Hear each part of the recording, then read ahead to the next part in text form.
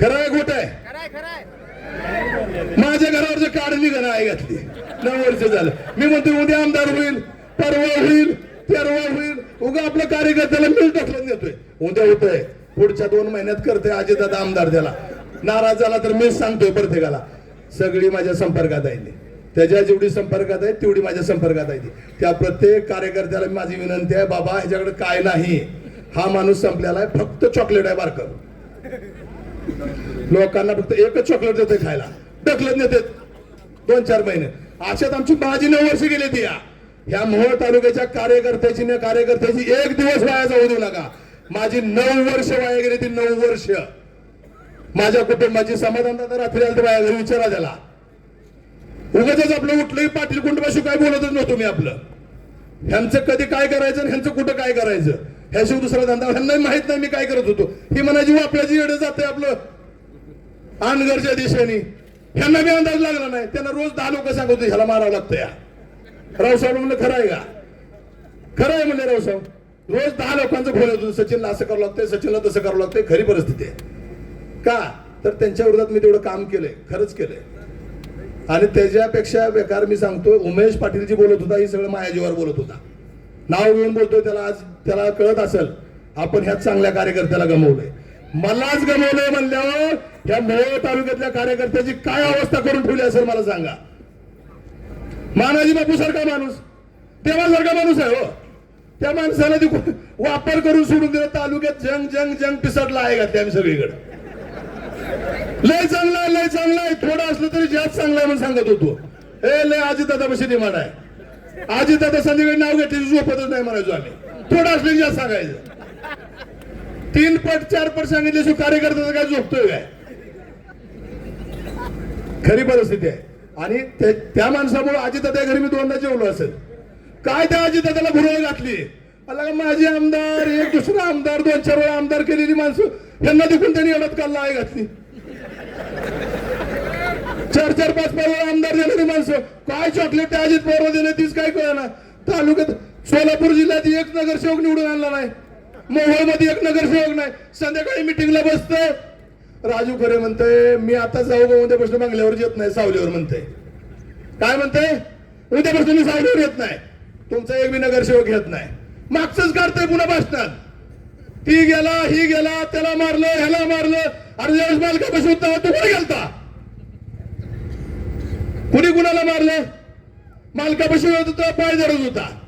तुला ही सहानुभूती. मोहोळची जनता हुशार आहे. ज्याने देशमुख आणि गायकवाड देशमुख ह्या लोकांनी त्याला ओळखलंय. त्या लोकांना म्हणत होता माझं काम करा अजित पवार गटाचं. ती म्हणे नको आम्ही शर्यतच बरंच आहे. देशमुख कंपनी आणि गायकवाड देशमुख लय हुशार आहेत. ती मालकाची विरोधक असू द्या पण चांगली माणसं आहेत ती. त्यांनी कधी मालकावर खालच्या पातळीवर टीका केली नाही. त्यांनी सांगितलं आम्ही तुझं काय काम करत नाही. एका कार्यकर्त्याला बोलून रात्रात समजून सांगत होता. त्यांनी ओळखून टाकलं ही नुसतं हुसकाबार आहे, ह्याच्यापाशी काहीच नाही. आपला शिवसैनिक. मोहोळची जनता फार हुशार आहे. मोहोळची सगळेच माझे मित्र आहेत. ते महेश देशमुख असतील, विकी देशमुख असतील, भलं मेंबर असतील, सीमाताई असेल. काल मला मेंबरचा फोन आला आपल्या सीमाताईचा. ही खरंच विरोधक चांगले आहेत. टीका करत नाहीत कधी एकमेकाच्या खालच्या पातळीवर जाऊन. विरोधक असा असावा. ही काय करताय? सुसार सुटतंय. रेल्वे सरकार इंजिन ब्रेक बी दाबत नाही, काहीच नाही. राजन पाटील, राजन पाटील. आणि तुला झोप तू का नाही राजन पाटलाचं नाव घेतले झोप.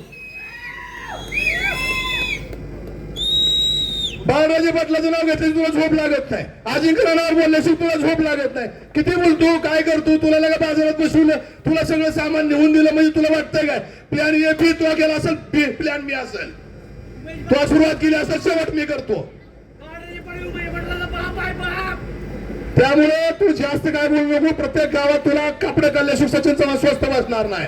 आणि आज मी बोलतोय नागनाथाची शपथ घेऊन सांगतो त्या बाजाराने त्या नागनाथावर हात ठेवून सांगावा राजू करायचं किती पैसे खाल्लं. निम्मच वाटलं संध्याकाळी घरात हाकून दिला आम्हाला आहे घातली. तुझा म्हणला बाबा रेड पडली संध्याकाळी. मग मी गेलो शामराव गुरुजीच्या घरी बोकडाचं मटण जेवाय केलं तर गुरुजी खरं आहे खोट आहे घेतलं. 2च मिनिट संपवलं. महत्वाचं आहे तुम्ही बोलण्यापेक्षा मला बोलू द्याल. तुम्ही तालुक्यात बोला पुन्हा. बोकडाचं मटण केलं गुरुजीच्या घरी, संध्याकाळी रेड पडली म्हणून राजू खरे फार्म हाऊस रेड पडली आमदार गेला, इथं चावडीवर बी रेड पडली, मला हाकलून दिलं. लगा म्हणलं घरात ताट्यात बसणारा माणूस त्याला बी हाकलतोय, गपचिप गावा भरलं गाडीत. आणि तालुक्याची जनता ऐकते मालक, तालुक्यातली जनता मालक, हो मालक, तालुक्यातली जनता ऐकते. गाडीत पैसे भरलं संध्याकाळी एका ठिकाणी गाडी लावून टाकली आणि त्या गाडीला 2 माणसं साक्षीदार होती रातभर जागायला. ती जर पैसे गडप झाला असतं तर आज कुरूला पैसेच नव्हते मग पुन्हा वाटायला. त्या कटणीत किती मिळणार पैसे? आणि ती बिचारी माझी बहीण काय काय करणार? तहसीलदार म्हणजे काय करणार हो? काय करणार? एवढे पैसे खर्च करू शकत नाही ना. कुठला धंदा काढलाय तो? का त्यात नरखेडच्या माळावर काय तिथं लगा ड्रॅगन फ्रूट तिकून नीट आलं नाही? कशात पैसे मिळणार? कुठला धंदा केलाय तो? आणि कुरूला रस्ता वाटतोय, पाणी वाटतोय, पैसेच वाटतोय. पैसे तर त्याला गाफील राहणार मालक.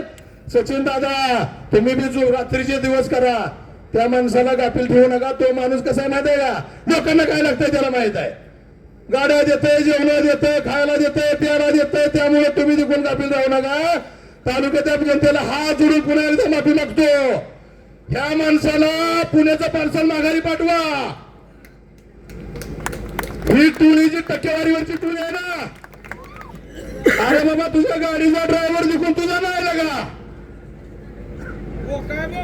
हा